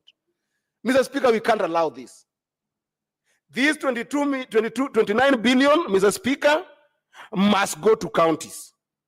It must go to counties. And Mr. Speaker, in the spirit of the agreement, the cooperation agreement that President Ruto and Honorable Raila Amolo Odinga signed recently on the idea of entrenching devolution, promoting devolution, empowering devolution, making sure that devolution can work, Mr. Speaker.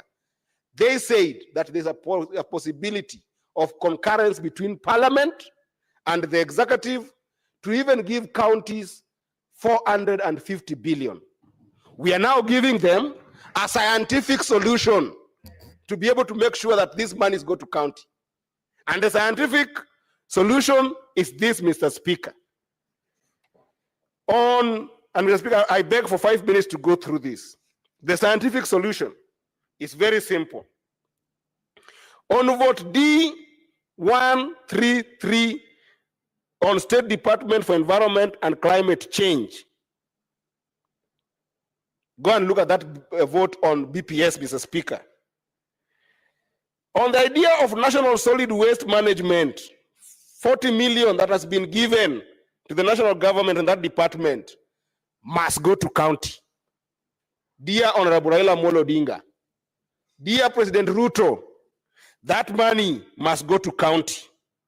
On vote D1331 on plastic waste management,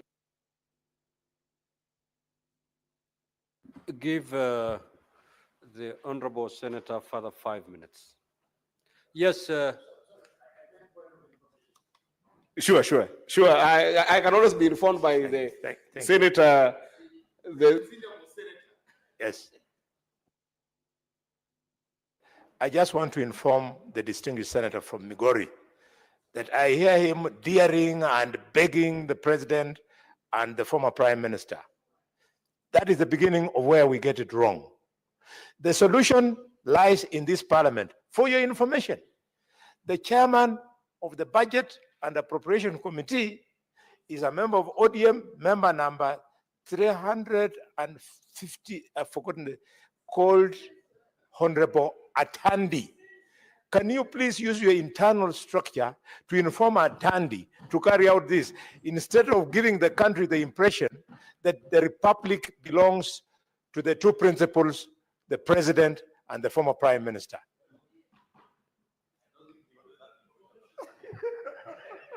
Mr. Speaker, that's a very valid information, but I think that the context is more important than information. The context here is this, and I know that the whip was not in the signing of the agreement, cooperation agreement, when the president and the former prime minister were signing the agreement. The context is this. They pronounced themselves to this matter, that it's possible to give counties 450 billion. And I'm saying that the National Assembly and the Senate might not have had a scientific way to get to 450 billion, because the committee already has recommended that we give counties 405 billion.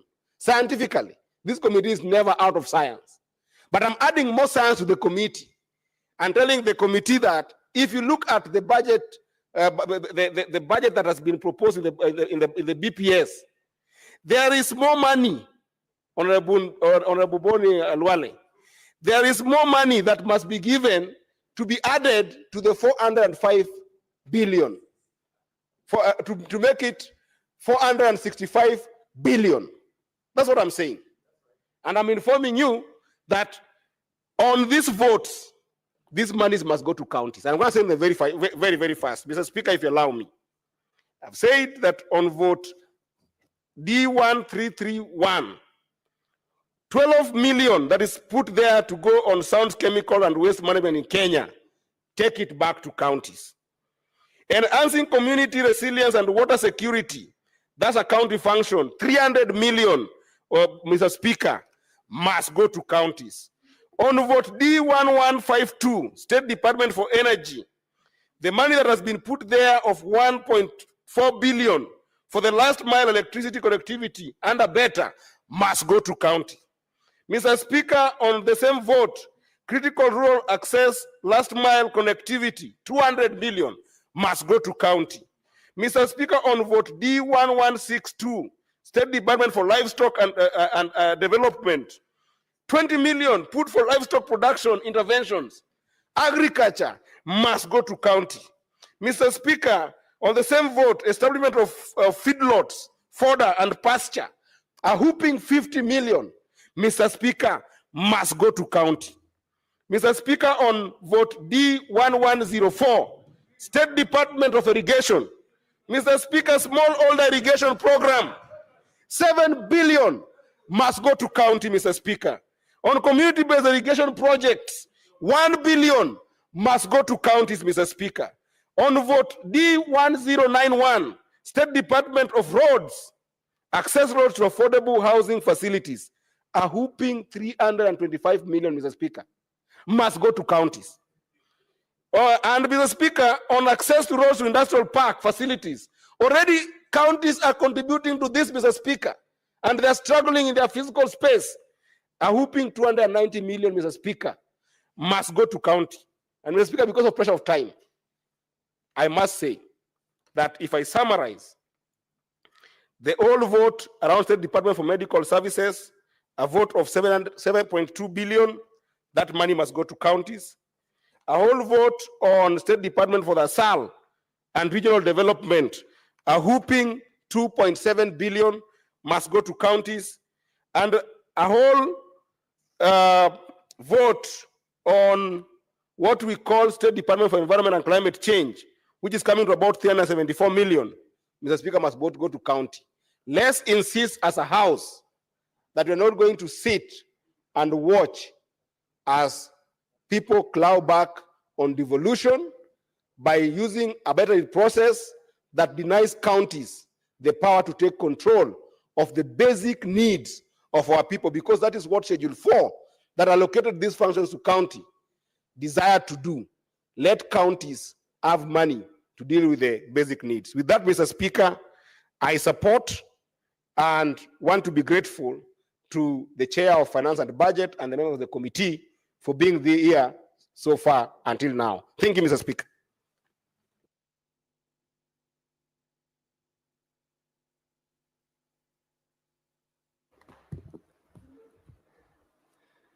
Senator Eddy, thank you for the contributions that you have made to that policy statement. And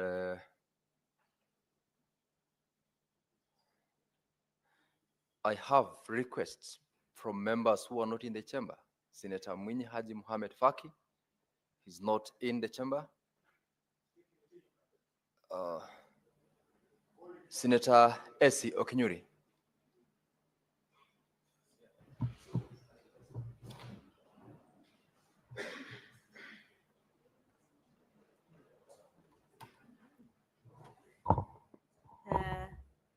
Thank you, Mr. Speaker, for this opportunity. First, before I go into contributing to the BPS, allow me to send my sincere condolences to the family and friends of baby Riwadh Yasir Nur. This is a baby whose case of negligence as a member previously of the health committee we were investigating. Unfortunately, we lost the baby and is being buried today according to the Muslim traditions. And it's very unfortunate that even the report is yet to be tabled on that baby for the family to get justice. May Nur's soul rest in eternal peace. Mr. Speaker, as I now get back to the budget policy statement. I'm a member of that committee, and we've taken quite a number of engagements to listen to the different stakeholders who came and fronted their proposals. We had the independent commissions who came by and gave what they think. Of interest was one, the Human Rights Commission. Mr. Speaker, we actually learned that most of these independent commissions have no budget to actually open their offices in the different parts of the country. Mr. Speaker, looking at the recent conflict we've had at the border of the Kisis and Maasais, had we had such a commission, it would be very easy to investigate injustices commissioned in those areas. So, Mr. Speaker, because of lack of budget, this particular commission is not able to have an office in that region, and residents in that area end up suffering because they have to travel all the way either to Nairobi or the nearest offices. Mr. Speaker, if I follow what Senator Halwale was actually saying, Parliament has space to correct some of these issues. We cannot leave this for the political, want the politics at play to determine what we are going to allocate. If we have the mandate to propose what budgetary allocations should go to what sectors, I think let's not leave that to appear that we are pleading with the two principles to actually give special consideration, as my colleague Senator Eddy was trying to put into context. Mr. Speaker, there are several other issues that have come to play. Look at the health sector. Look at the roads. Look at so many other issues which have been actually highlighted. So when we have such critical matters, and I want to mention this particular issue that the Cabinet Secretary for Treasury failed to bring his views to this committee because he had already submitted the same in the National Assembly. Mr. Speaker, I think as a Senate, we are really missing the point. When the Constitution pronounces itself on what Parliament is both the National Assembly and the Senate, and we have a role to play because these are matters which are touching on counties.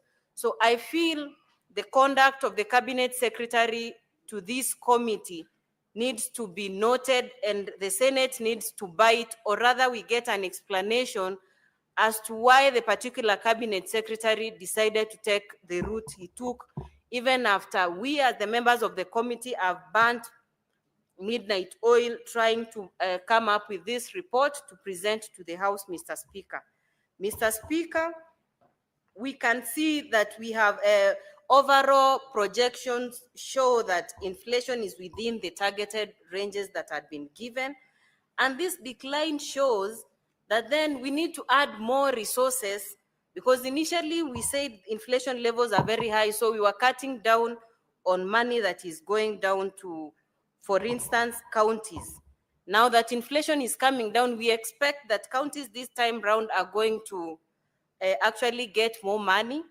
And Mr. Speaker, my plea to county chiefs, especially when it comes to use of this money, let us use money wisely so that we are not having county chiefs who are wasting public resources, when we in Nairobi are working very hard to ensure that they are getting this money so that we have services closer to the people, are actually taking it for granted. Mr. Speaker, on the issue of on source revenue, this is something we also need to touch on, because most of the pending bills that we are talking about in this budget policy statement are as a result of counties overestimating their own sources of revenue.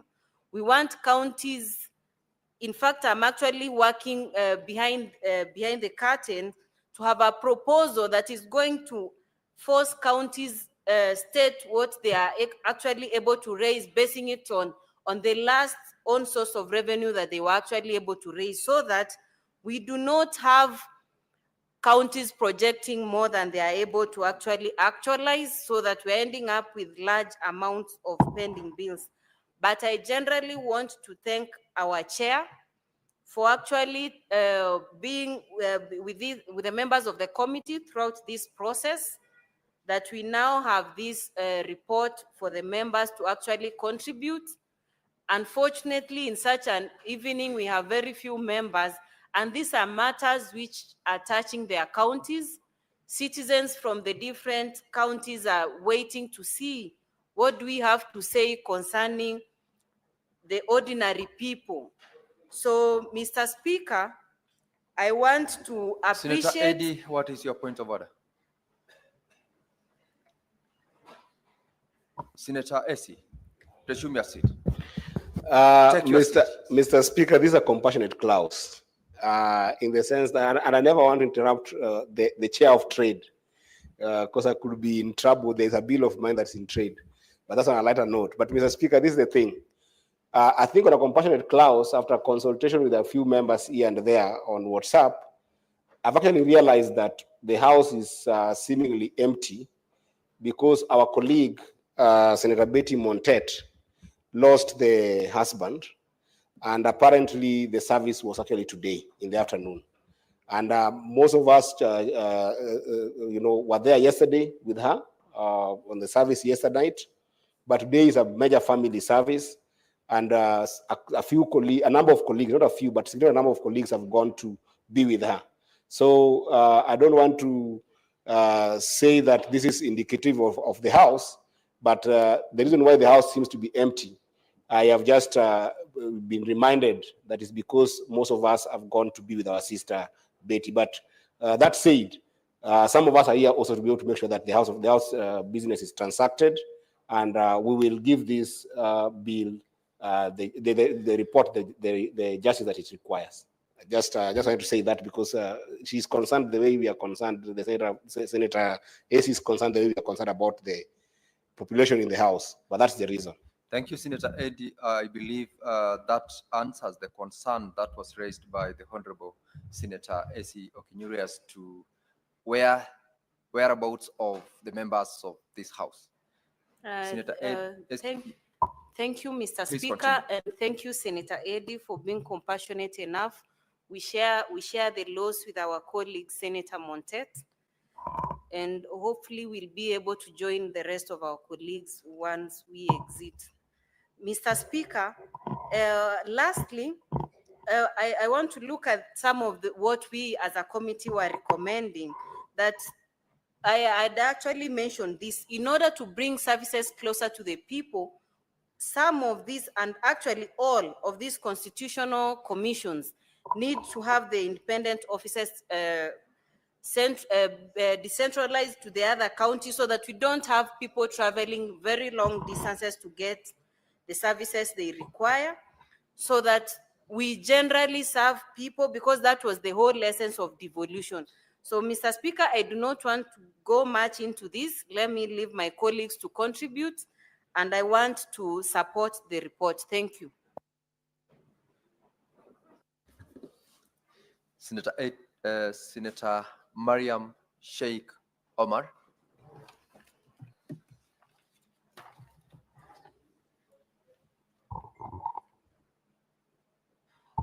Thank you, Mr. Speaker, for giving me this opportunity. Mr. Speaker, I stand here to also support the report from Finance Committee, which I'm also the member there. Mr. Speaker, first, before I continue, I also condolences to Ridwan, which is a baby Ridwan from Kirinyaga. And may Lord put his soul in eternal peace. Mr. Speaker, first, the benefit of the budget. I think the CS Treasury, even if he's in that position, he don't know the benefit of budget. Let me highlight the benefit of the budget. The budget is it improves financial decision making. It also helps the accountability and the transparency. if at all the CS will know the benefits of the budget, that is accountability and the transparency, he will have come in to the committees so that he can highlight the accountabilities and the transparency of the budget we have taken through. It also helps in managing debts and credits, and it encourages also saving. Mr. Speaker, the budget address unemployment. Mr. Speaker, on this unemployment, there is value chain, which the budget touch on, which is agricultural side, but they have left out the pastoralist sector, which is a pastoralist community.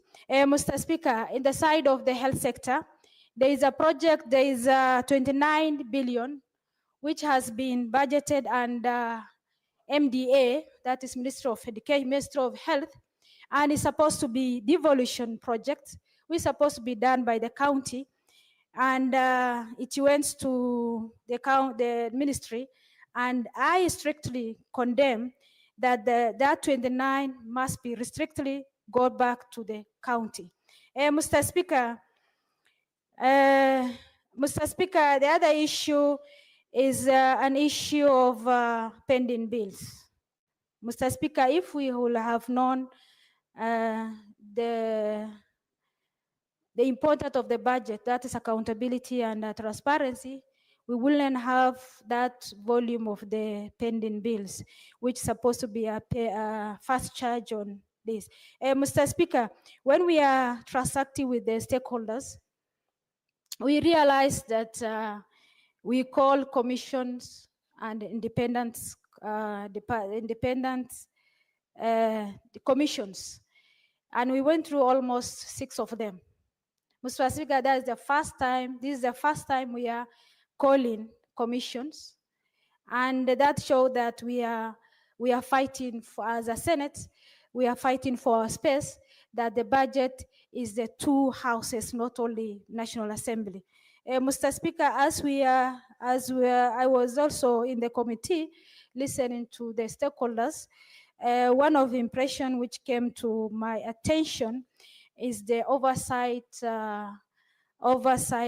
department, that is control of budgets and Auditor General Office. Mr. Speaker, Auditor General Office, most of their work is travel and expenses, and their work is normally they go through all the documents of the counties and national governments, and because of cut expenses of the transport, they were hurted.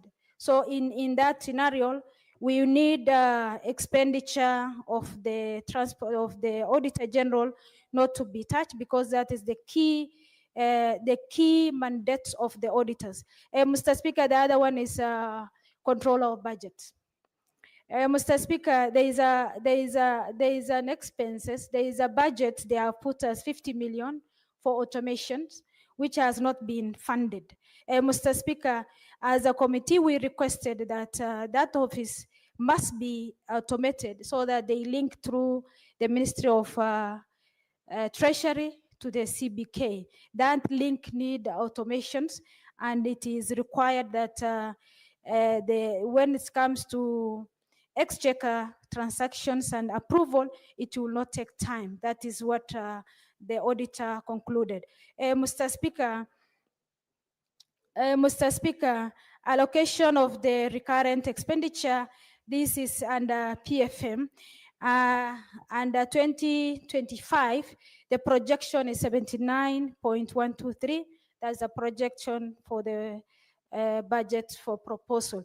Mr. Speaker, the continuation in the increase in the debt service will also take a huge part of the budget, which will expected to utilize the devolution, utilize as development budget. Mr. Speaker, the debt owned by KPLC. Mr. Speaker, the debt owned by KPLC by the county government amounted to 4.3 billion as November 2024. Mr. Speaker, that is specifically with the Nairobi County, Mr. Speaker, that is what happened the last week, what happened between the county government and the county, between the county government and KPLC. Mr. Speaker, when I trace on this KPLC issue, Mr. Speaker, KPLC, they are mistreating counties because of monopolies. Mr. Speaker, we have to raise value so that there is no monopoly on this KPLC, so that our people can get KPLC lights. The light is essential and is a fundamental right for each one of the citizens of Kenya. Mr. Speaker, with that all remarks, I support the report. Thank you. Thank you, Senator Mariam. Senator Methu John Muhia. I thank you very much, Honorable Speaker, for giving me an opportunity to contribute to this particular motion and this particular report of the Committee of Finance, led by a very able chairman, Senator Ibrahim Roba. Honorable Speaker, I've looked at the work that has been done by this particular committee, and I think they have done justice. They have actually done justice to the 2024, 2025, or 2025, 2026 BPS. Honorable Speaker, because I would want to save sometimes so that colleagues and be able to join our colleague Senator Betty Montet, who lost their husband, and the motor service is ongoing. I also want to try and save some little time. Honorable Speaker, I just want to go straight to the recommendations, especially the financial recommendations that have been made by the Committee on Finance. Honorable Speaker, I am very happy that most independent offices appeared before the Budget and Finance Committee, and they expressed their frustrations, and they expressed, especially where they feel that the Senate and particularly Parliament should be able to support them so that they can be able to become better in terms of the work that have been apportioned to them, Honorable Speaker. And let me, first of all, Honorable Speaker, start with the Office of the Auditor General. Honorable Speaker, in as much as we draw a mandate from Article 96 of the Constitution of Kenya, and we actually say that we are the body that has been tasked on matters oversight, Honorable Speaker, we largely, as a person who has sat in a watchdog committee, we largely depend on recommendations and the work that is done by the Auditor General, Honorable Speaker. If these offices are not well resourced, you know, I had some people threatening the Auditor General that if you continue unearthing the things that you are unearthing on SHARP, on many other projects of the government, we shall reduce your funding in Parliament. I think that is a very retrogressive statement, Honorable Speaker. It is crowing back into the gains that we've made in terms of our financial prudence, Honorable Speaker. This one being, Honorable Speaker, as Senator Eddy and myself or any other senator sits in any committee, we just take recommendations raw as they come from the Office of the Auditor General. We may want to pray oversight, but do we have the tools as a House, Honorable Speaker? Do we have the expertise, Honorable Speaker? We are just struggling with the oversight fund. We are struggling with our officers who shall be able to help us in our oversight offices in the counties, Honorable Speaker.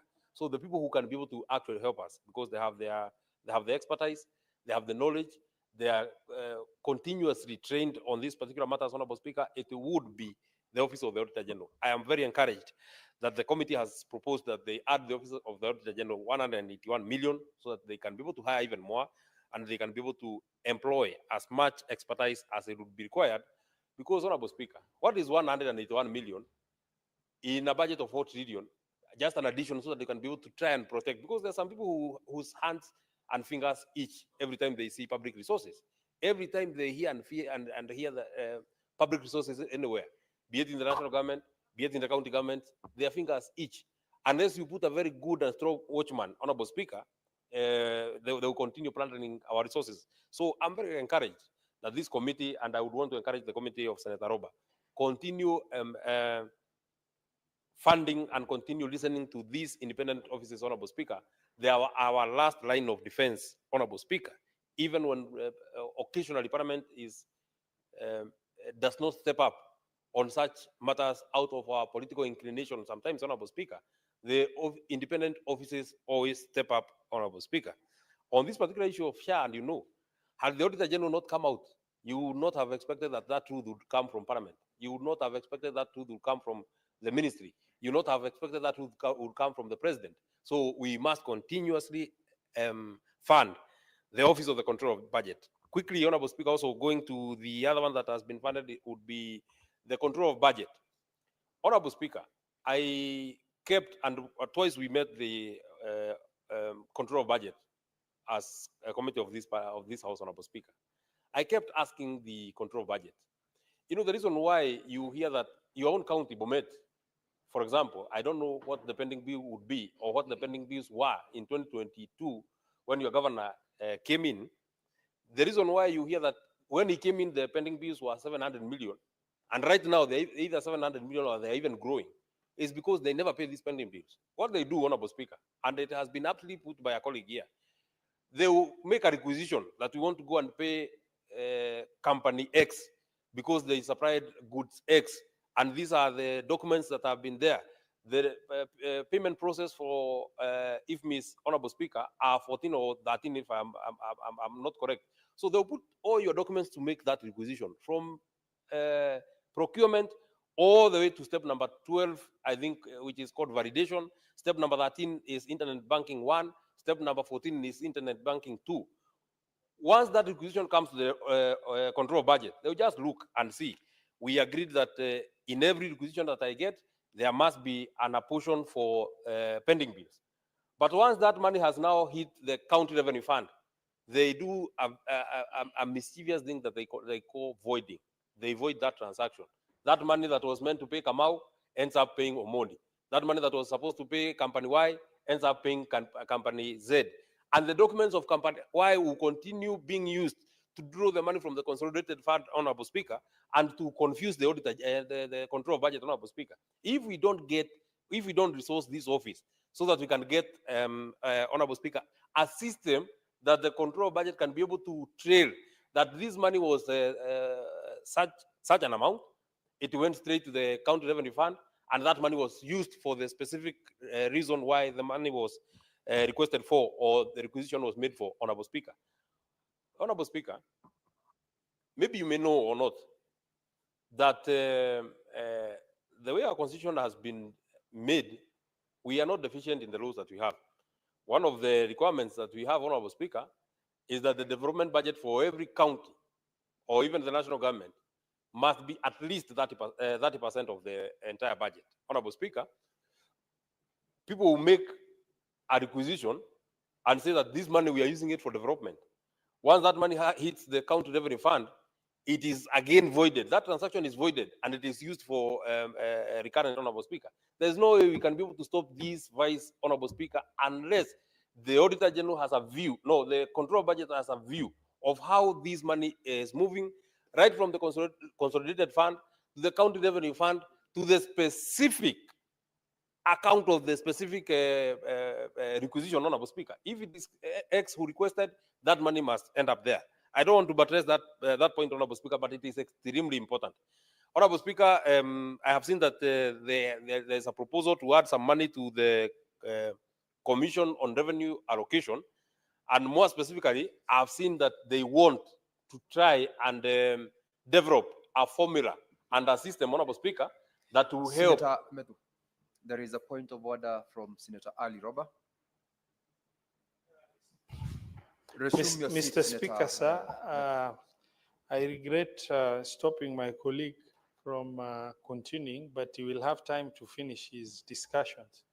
I raise person to Standing Order number 41 on quorum during proceedings of the Senate 1 and 2.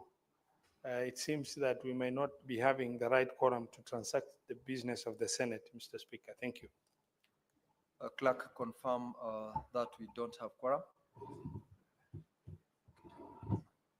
Sergeant at Arms, ring the quorum bell for 10 minutes.